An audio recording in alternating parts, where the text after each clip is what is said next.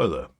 So this is going to be a very quick video giving an overview of the functions of the non-planar slicing operation available under the additive manufacturing options in ENCY.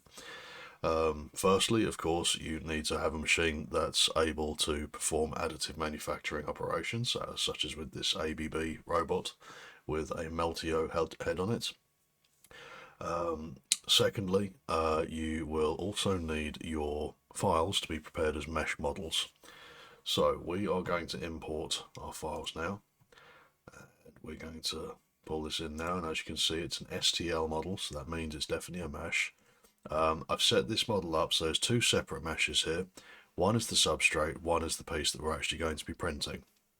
And before I do anything else to this, we're just going to move it into position.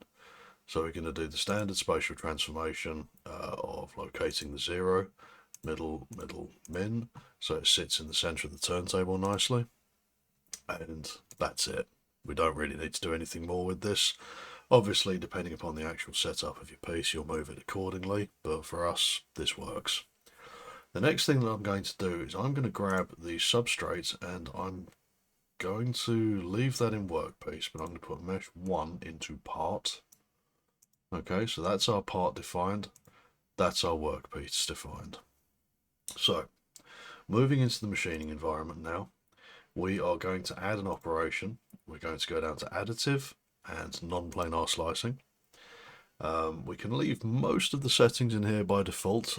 Obviously, they will need to be altered according to your specific setup, but for the sake of demonstration, this works quite nicely.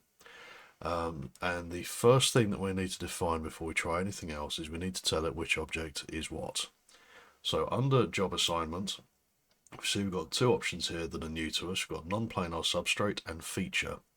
Now the substrate is the object that's going to be printed onto, so this is going to be our substrate, and the feature is the object that's going to be printed, which is this. So we're going to click on feature for this, and that's defined the core parameters of what it was that we want to make. However, we need to tell it how to go about it now. So we're going to go back into strategy, and we're going to take a look at the start and end offsets. These are defined by the top surface here, and at the moment the end offset is 2.4 millimeters into the object, which is, well, it's one layer, which is a bit pointless really for our needs. So what we need to do is we need to take a good look at the object from the side, and we need to work out what that offset wants to be if we want to print the whole object. So I'm going to grab this offset layer and we're going to drag it up, and we're going to take a look at where it needs to top out, which is, yeah, 148 millimeters should do it. So we're going to set that at 148 here, and we are also going to tell it that it needs to be infilled, because for an object of this sort of form, you can't have a completely hollow structure very easily. Of course, that is dependent entirely on certain other 3D printing techniques, such as bridging and what kind of material you're extruding, all of that sort of stuff. But generally, as a rule of thumb, hollow spaces are not a great thing to have. So I'm going to turn on infill. The pattern by default is lines. We can change the infill density to speed things up a bit, although I'm going to leave it at 100% for the moment because it does also define the surface density in this. And having set all of these operations, we're going to take a very quick look at parameters just to make sure there's nothing else that needs changing. Our simulation type is correct, so that's additive. We don't really need to do anything else. Obviously, for very finely detailed objects where there's thin elements it builds on, something like minimum layer time might not be a bad idea. However, in the here and now, this is fine.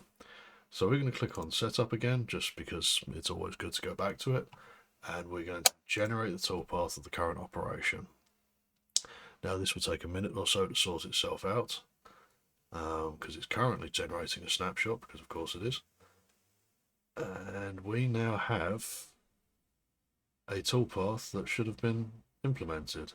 So if we go into the simulation environment now, and we delete this old one, and we click run, we can see now how it's now printing the part that we need. So as you can see, the non-planar slicing setup is nowhere near as intimidating as non-planar slicing would seem to anyone that's used to traditional 3D printing. It's very, very approachable, very, very simple. In a later video, we will also take a look at the planar slicing implementation in ENCY as well, although getting that running is a little bit more involved because it does involve using extra plugins. But for the meantime, this is non-planar slicing, nicely covered for you. I hope this has been helpful, and I'm going to leave this video to run so you can see the final object. And yeah, join me for the next one.